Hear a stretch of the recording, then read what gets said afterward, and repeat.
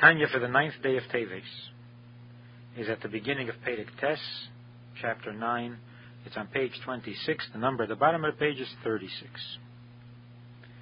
The Alter Rebbe has described the two souls, the Nefesh HaBahamis, the animal soul, and the godly soul, the Nefesh Elikis, and explained how each of them has 10 powers, and these powers express themselves through 3 garments, and that the godly soul is a part of holiness, a part of God from above, and the animal soul is part of Klippa.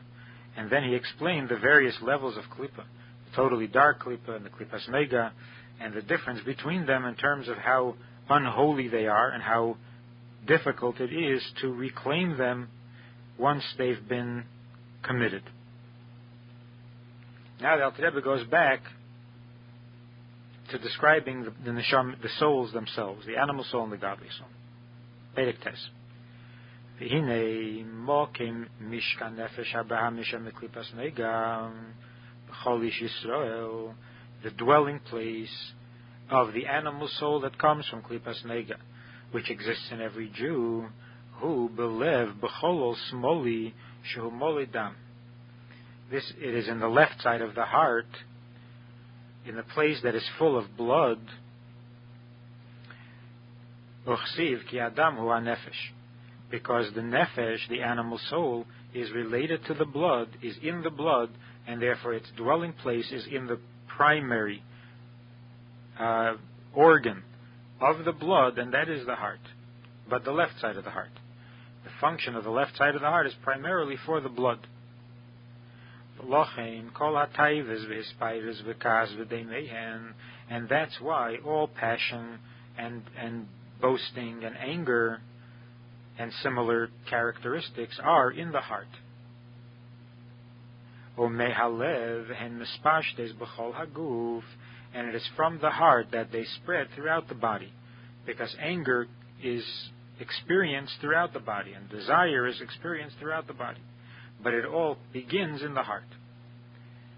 Gam, not only does it spread to the rest of the body, which is lower than the heart, but Gam it also rises to the mind in the head. To think of them, of these attributes, of the passion or of the anger or of the boasting. And to use the intelligence to find ways to pursue them and to attain these desires and anger and so on.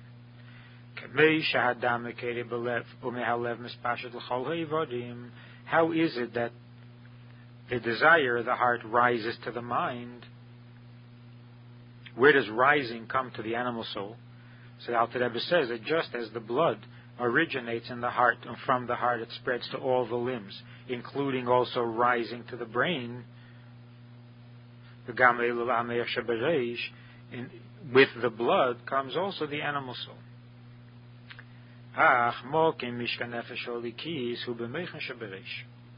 But the dwelling place of the godly soul is in the brain, in the head. And from there it spreads to all the other limbs, coming also to the heart, and in the heart it enters the right side, whose function is not for the blood. As it says, the heart of the Chacham is to the right, which simply means that the Chacham always turns to the right.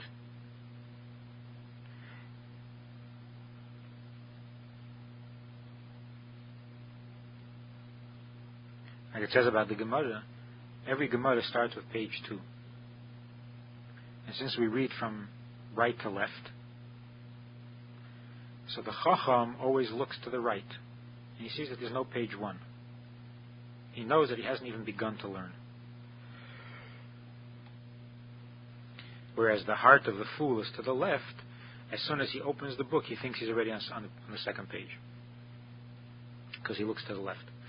But the deeper meaning of it is that the heart of the wise, meaning the wise heart, the godly soul, is in the right side.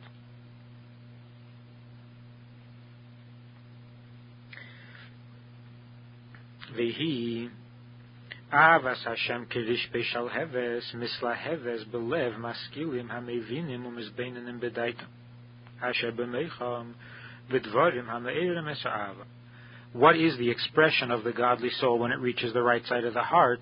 It produces there a love for God that flames in the heart, that burns in the heart, that comes as a result of the seichel and the bina and the das that is in the brain when he studies on those three levels, chachma, bina, das, those subjects about godliness that arouse love. There are other subjects that can arouse fear. V'chein simchas levov, another emotion that the godly soul produces when it reaches the heart, is a joy in the heart, b'tiferes Hashem v'hadar ge'enei, in the beauty of God and in the glory of His greatness, kasher einei hachacham asher bereishei, when the chacham with his mind's eye, b'mei chachmosil binosei, using the powers of chachma and bina, mistaklim biyikara de malka v'tiferes gdulosei ad ein cheker ve'ein sei v'tachlis, and he looks at, he contemplates with his mind's eye the glory or the beauty of God, which is endless and unfathomable, kimavur b'makim acher. As all this is explained elsewhere, this produces in the heart a joy in the beauty of God.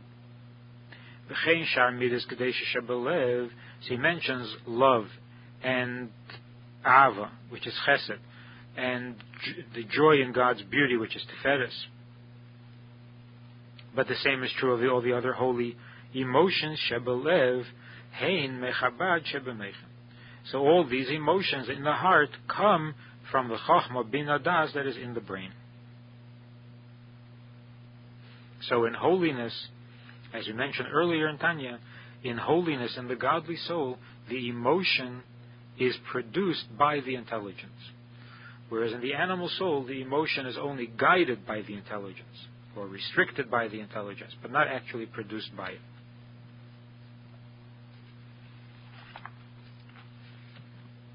In the Hayom Yom for the 9th of Teves, the Rebbe says that our custom in Aleinu is to say, for they bow to vanity and nothingness, and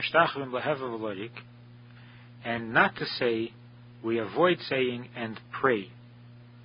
As it seems that in other versions of the Siddur, it says that they bow to vanity and nothingness and pray to it. But we don't say those words. This wording is used in the Musaf for Rosh Hashanah and Yom Kippur as well, where in the middle of the Shemona Esrei you have this part of the Aleinu. We spit after these words, and the reason is that speech stimulates the saliva, and we don't want to benefit from the saliva that was produced by the words describing the idols.